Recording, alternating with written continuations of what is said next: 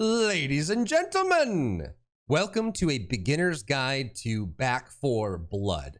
I spent the weekend playing the early access version of Back 4 Blood by Turtle Rock Studios, which is essentially the spiritual successor of Left 4 Dead. And I'm sure what the team at Turtle Rock Studios would tell you is a modernization with a lot more improvements on their original design of what the game was. So what I'm going to do in this video is go over everything I learned in the early access weekend, talk about how the game works, things you should be aware of, and also just cover some common pitfalls that have tripped players up, and some very frequently asked questions that I've gotten a lot on my stream while playing that might help you get started in the game. And hopefully by the end of the video, you have everything you need to start playing. I'm not going to go over advanced tips. I'm not going to tell you what the best perks and items and cards are, but we'll go over how the game works and what you should be expecting jumping into it, so that going into the open beta this weekend, as well as the releases that follow, you know what you're going for. You can just jump in and start having fun. So let's go. Back 4 Blood at its core is a co-op zombie survival first-person shooter.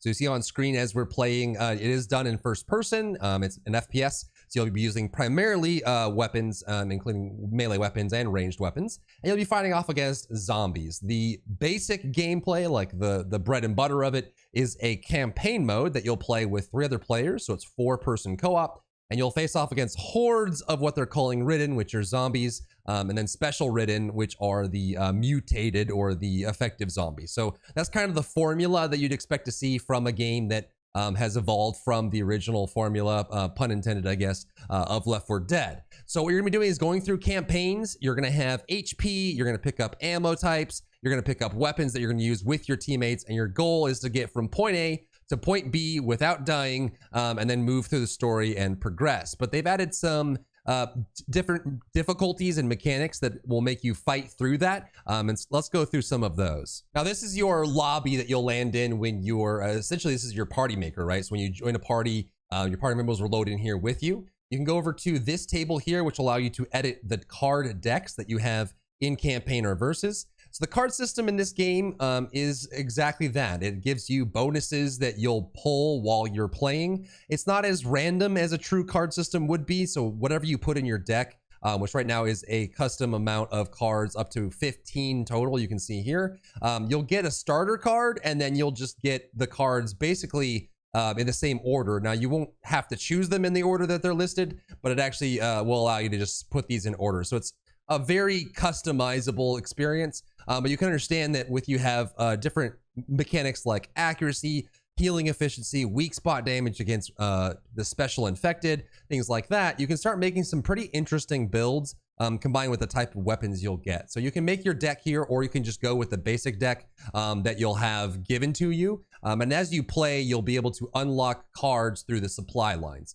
So just head to supply lines, spend your red currency or soft currency here, and unlock more cards, put them in your decks, and you can use these in both of the versus mode and the campaign mode, though there are more restrictions in the versus mode as you'd expect. On your play screen, you'll select either campaign or versus. Campaign is the PvE version of the game, and versus is the 4 versus 4 version of the game, where you play in rotation. One team of 4 plays the cleaners, which is the humans, and they will face off against 4 players, which are playing the ridden. And the ridden's job is to try and kill the players as fast as possible, and the player's job on the cleaner side is to live as long as possible. Then for that round, you swap sides. So the team that was the cleaners is now the ridden, and vice versa.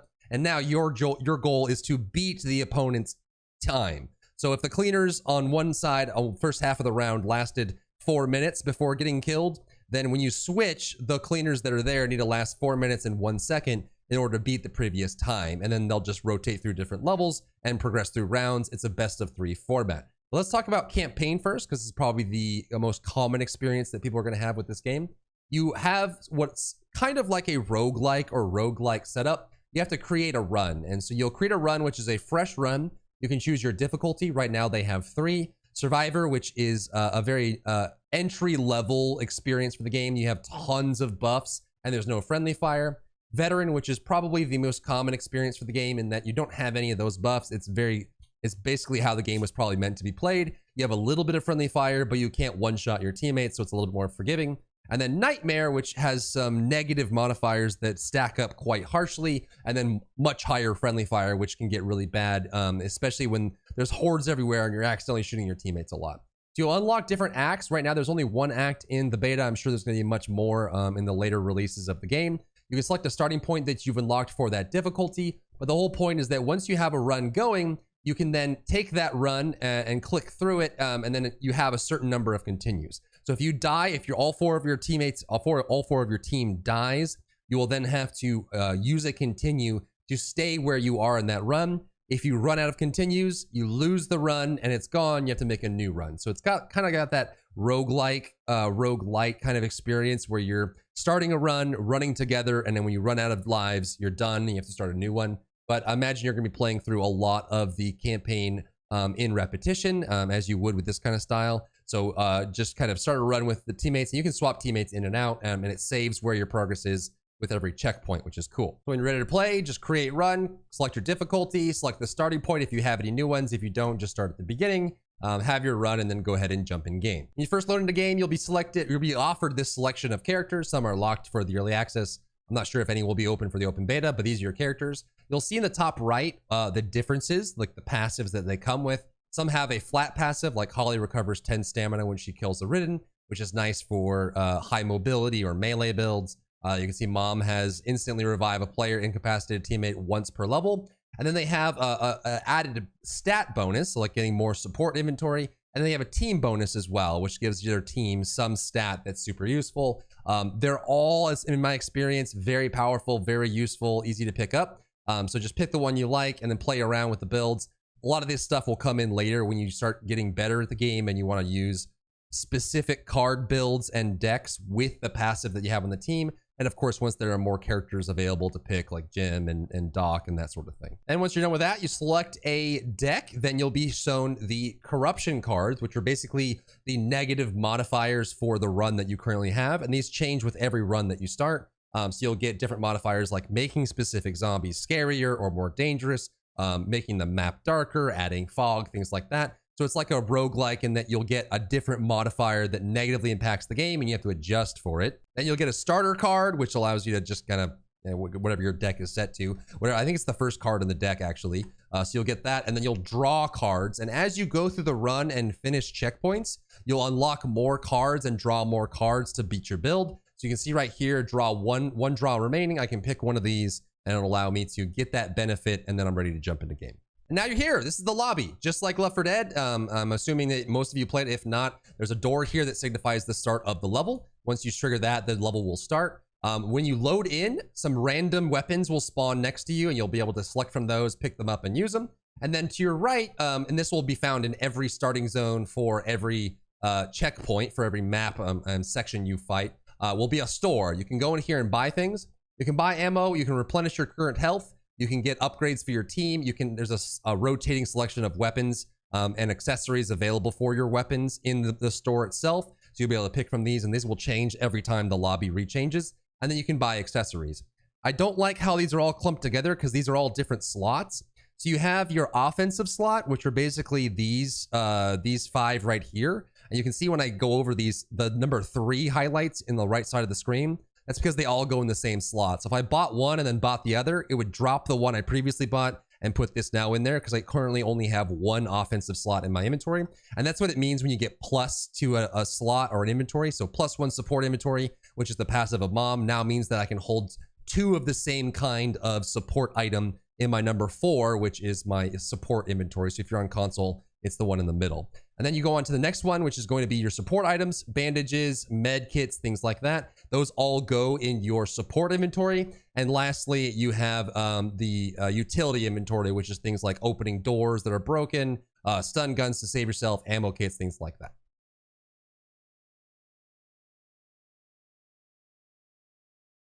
On the right side, you'll see all 4 survivors listed out and what platform they're on.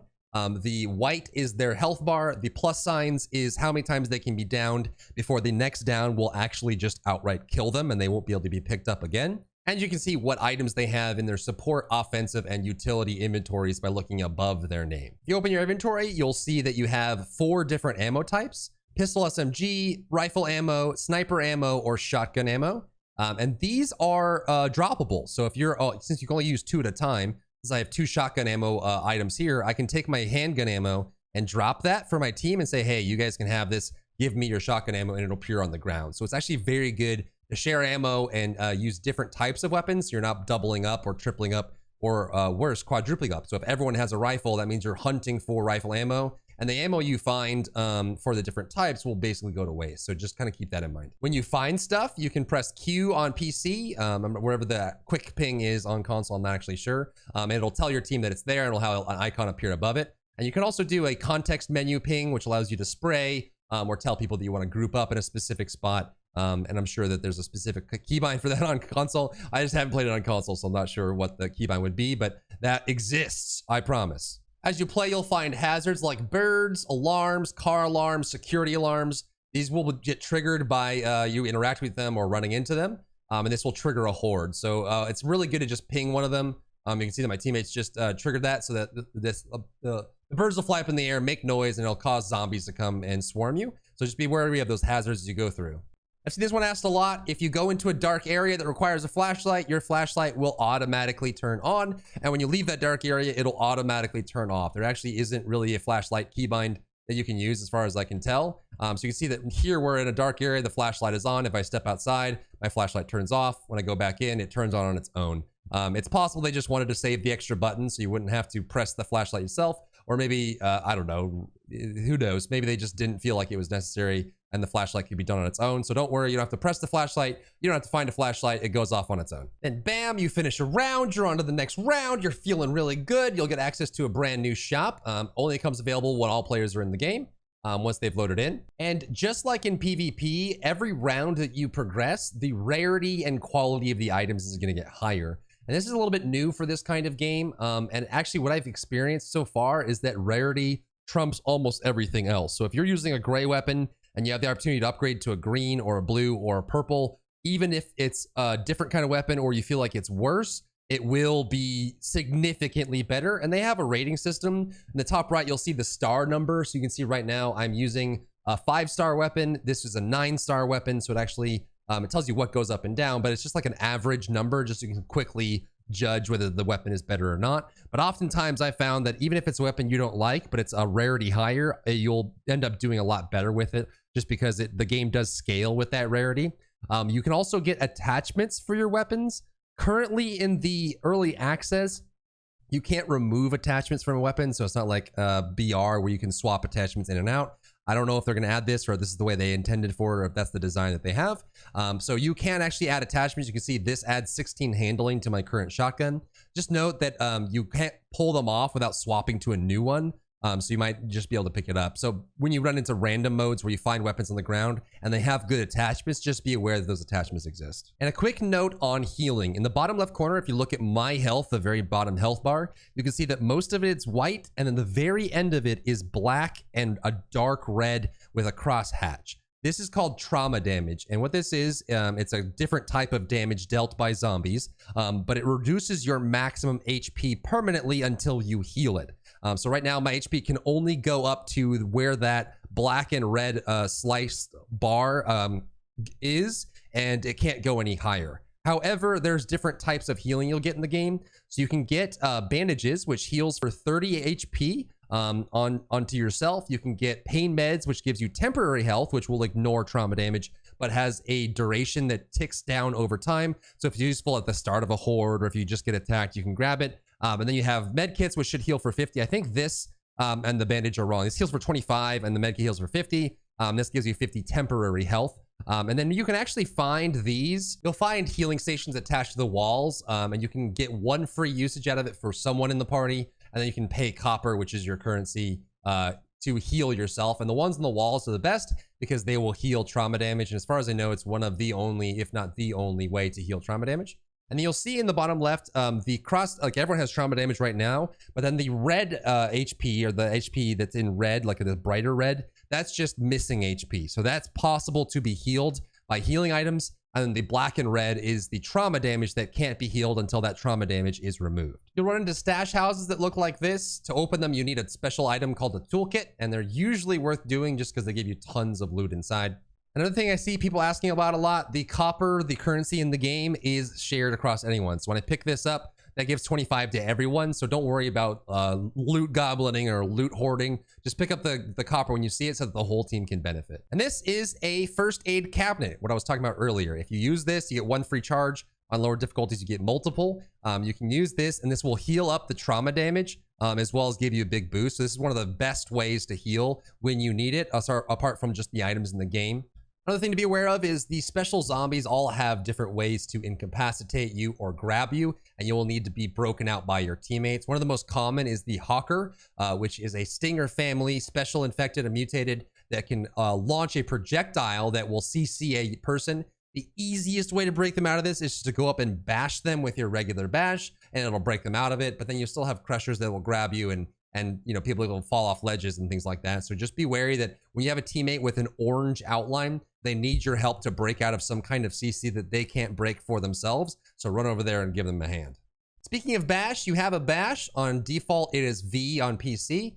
You'll be able to bash. Now, one of the cool things about this is it is actually infinite. It just takes stamina. There's no other use that or consummation that comes with it. You can just use it until you run out of stamina. And another cool thing is that if you're reloading, the bash does not stop your reloads. You can bash, and you can see the ammo just appeared. So it's one of the easiest ways to fill the time when common affected are coming towards you and you're reloading, is you can empty your weapon and then bash while it's reloading. And when you get the ammo back, you can start shooting again. Now let's say you're getting frisky and you're ready to start PvP. The way this works is it's 4 versus 4.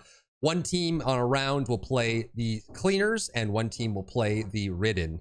The ridden's job is to kill the players as fast as possible. There's a timer ticking on above. And when that happens, it ends. Then the second half of the round commences, where the teams will swap and they will do the same thing again. And whichever team survived longer on the cleaner side will be able to take that round. And it's a best of 3 for the rounds. When you're playing ridden, you have a shared pool of mutation resources. You get this currency from incapacitating cleaners, killing cleaners and knocking them back and dealing damage. And then you can spend that on a shared resource. This is a very common misunderstanding that I see from players that play PvP, is they think that the spending on this mutation points screen is only for them. It's not. It's shared across the whole team. So you can kind of pool points into common zombies, or you can pool points into the special zombies. And then everyone can switch back and forth between the different types based on where the survivors are and what you think is best used to punish them or kill them for where they stand. You can select from the 3 mutated families: the Reekers, the Stingers, and the Tall Boys.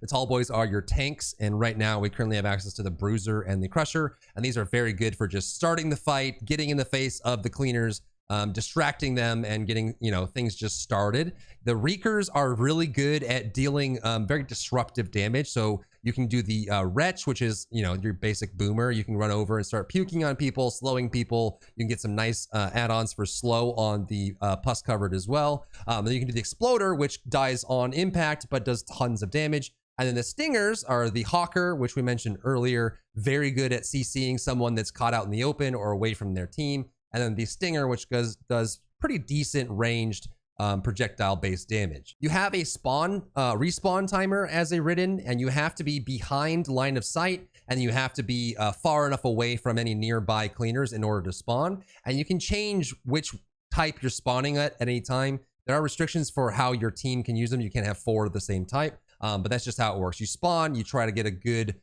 interaction with the cleaners, put them in a bad spot, damage them, separate them, something like that. And then you can respawn again after you die behind a wall. And again, your goal is to stop them from living as long as you possibly can. So oftentimes it can be very useful to just swap to a specific type. If you feel like you need something to break them up, if they're in a building, you can switch to a Wretch or an Exploder. If you feel like they're spread out or you have lots of rooftops, you can switch to Stinger. Or if you just need someone to get in there and starting the fight out for your team, get a Tall Boy in there. It's very good. I won't tell you to play because there's not even a meta yet. This game is very early, but just kind of think about what zombie type would be best used in the situation you have, and just play around with what combos work for you and the people you're playing with. On the cleaner side, you'll start with a scavenge phase. At this point, the zombies can't spawn, and you'll have to run around and open chests. And this is probably one of the most important phases. The first thing you want to do is get everything open, because it takes an animation time to open any crate. You can use these during the round, so if you get lots of excess meds,